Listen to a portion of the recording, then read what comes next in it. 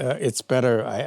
Or maybe it's worse. I don't know. I mean, that's kind of a corny joke. I think it's a urban legend.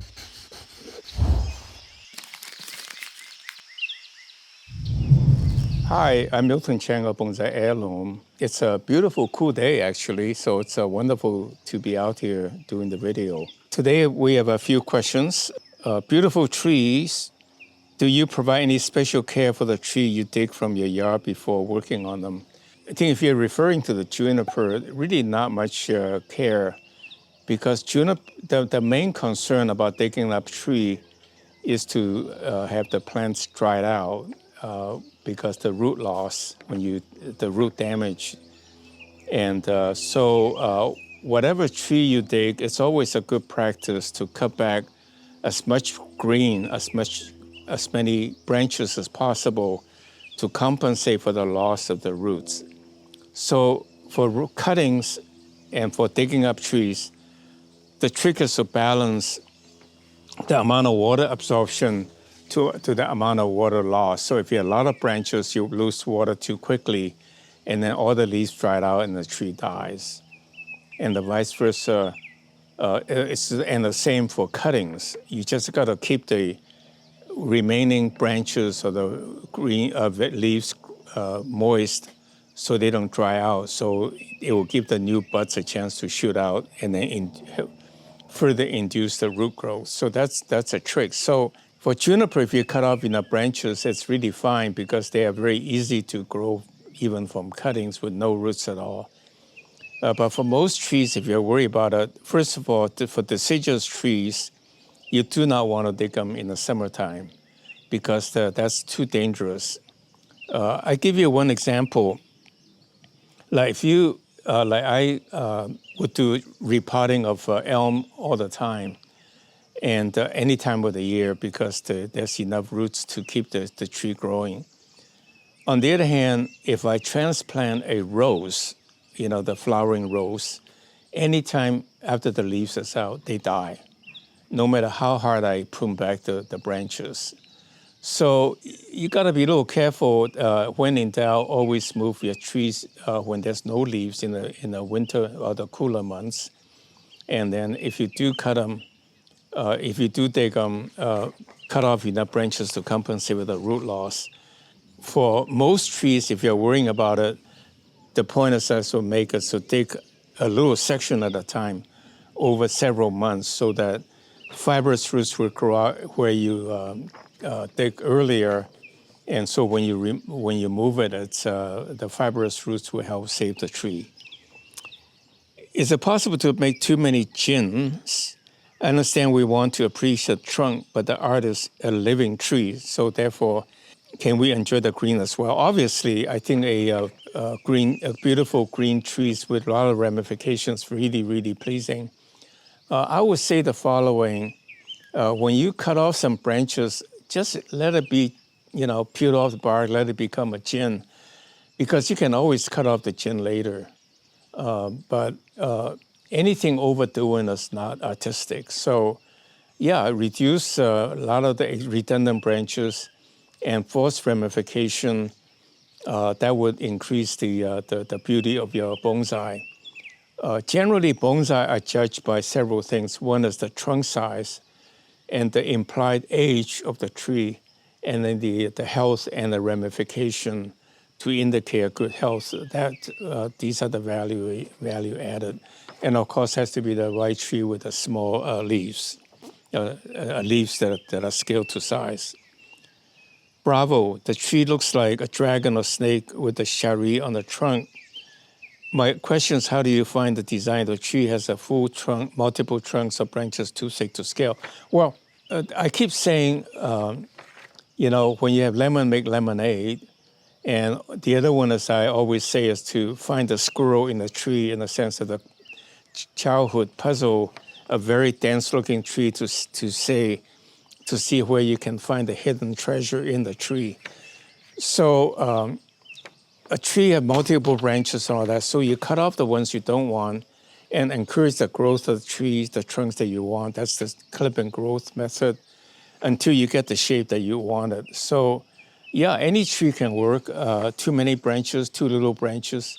If it's too many, you can remove it or make it into gin, or too little branches, they can let it grow. So any tree can end up satisfying your vision of the tree you want it to be. Is a bonsai ever perfect? Like to get to a point with the same maintenance, maintain trims each year. Well, the saying is that a bonsai is never finished. In a sense, it's a finished bonsai is a dead bonsai. In a sense, it's a constantly evolving thing. It's a living art. So in that sense, you can get the point, a tree starting with something that looks very crude, getting to the point that's fairly close to your vision of what the tree wants to be. At that point, you can do some wiring to help fill out the branches area, missing areas quicker, and also make a ramification more to fill out the gaps and so forth. And at that point, there's less cutting, less pulling, less wiring, and to make the tree look good. Like I said, before a trade show or before a photo shoot, I would say 6 weeks before that. In fact, I forgot to add one thing. Is that like last time I did the trident maple, after I'm done with it, it looks very sparse. In fact, the thing I should do is to pull off all the leaves. And then so when the leaves coming out, the new ones will be uniform all over the same degree, of same color, same softness, same size. And that makes a tree look very presentable for a show or for a photo shoot. Please differentiate between a weak and a wimpy curve that I've been talking about. So basically, when a tree grows, it grows out like this, and then it's trying to seek light. So it's a branch that looks like this. It's really fairly weak looking. That's wimpy, I call it.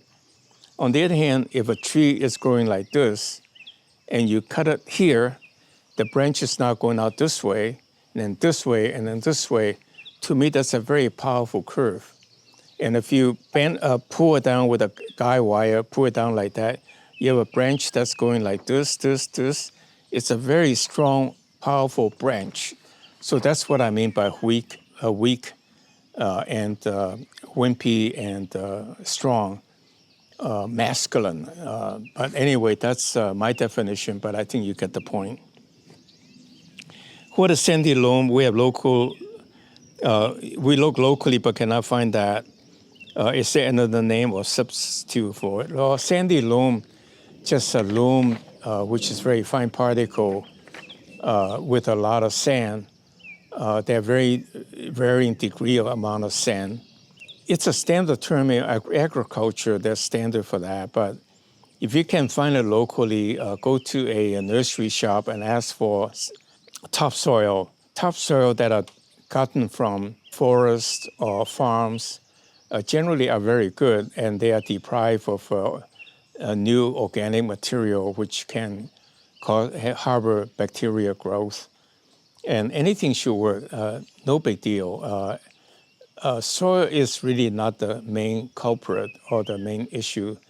The main issue is you're letting the roots dry out. Bonsai has a very shallow pot. It's very easy to dry out. And one way is to water it multiple times a day. You never overwater it because there's a drainage hole in the bottom. And then the other one is to build a berm around it, in a sense, to put a raised plastic tarp so that you can put water in it, so the water would be sipped into the soil to keep it moist. And you can do that by putting your bonsai in a plastic tub, a wash basin. You can go away for 2 weeks by putting that much water in it. You will not cause the roots to rot in a couple of weeks' time. Just imagine it rained for 2 weeks, the trees don't die. I don't have any success for cutting, so say a few words about cutting. So first of all, you want to pick trees that are very easy to grow by cuttings: elm, Salcova, trident maple, and for that matter, pomegranate that will flower for you and all that quite easily. So find trees that are easy to go cutting. And the easiest cutting is semi-hardened branch, which is like June, July, where the branch, the green shoot starting to turn a little bit of brown and it's kind of hard. That's the best shoot. What you do is you take a short cutting or even a longer cutting. To prevent the sting from drying out, you leave a little bit of leaf on top and maybe bury most of it under the surface of the rooting medium. The rooting medium is fairly forgiving too, but according to UC system, Davis video, a good rooting medium is 1 part perlite and 1 part vermiculite, and that seemed to work pretty well. And if you want to add a little bit of a coconut coir or peat moss, that should work fine too. But the whole trick is to keep the branch moist, never let it dry out, so that the branch will never dry out. And if you have a little bit of positive leaf, you leave a little bit of leaf there, that will speed up the rooting as well. For elm and trident maple, they are so easy. They literally root in about less than 6 weeks. And pretty same thing with the Japanese maple. I'm trying to grow my first bonsai indoor and starting from some red bud seeds. It's around 10 centimeters long with 3 leaves. How long should I keep it into the medium, but rather put it out into a growing pot? Well, it doesn't really matter. You can move it till, you can pull it out and shake out the dirt. When a seedling, they are quite vigorous. They will grow even when they're this tall. You can repot it then.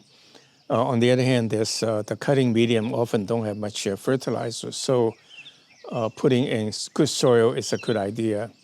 I had to add that redbud isn't really an indoor tree, so I would suggest that you keep it outdoor, growing in outdoor.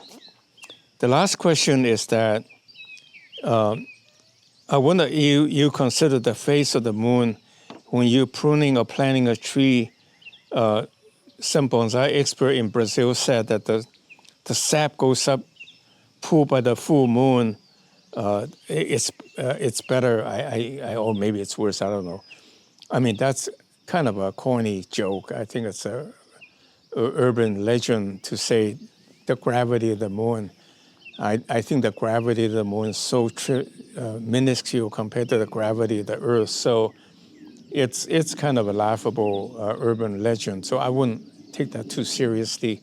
Maybe it's 0.001% effect, but who cares, So with that in mind, prune your tree anytime, and don't worry about bleeding to kill the tree. That's also an urban legend. And but I think you should leave your tree alone. Let long branches come out, harden, let it grow for 3-4 months, and then clip it. Or you want to clip it sooner, that's fine, because that increases the speed of ramification. So everything is a trade-off. Nothing is a big deal. You cannot make mistakes. Just go for it. With that in mind, then, I thank you for watching. And please click like if you find me informative. And if you find me silly, say something silly, please feedback. Let me know so I can improve. And subscribe to our channel so we'll notify you of any new video coming out that's of interest. And click like, that's my brownie points. So thank you very much, and I see you next week.